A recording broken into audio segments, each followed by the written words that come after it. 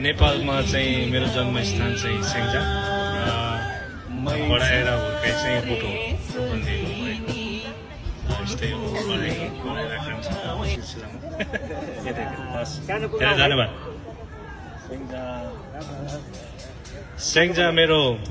मावली घर चाहिँ तुलसी चोर अनि बाबा घर चाहिँ बिसर डाँडा हस् धन्यवाद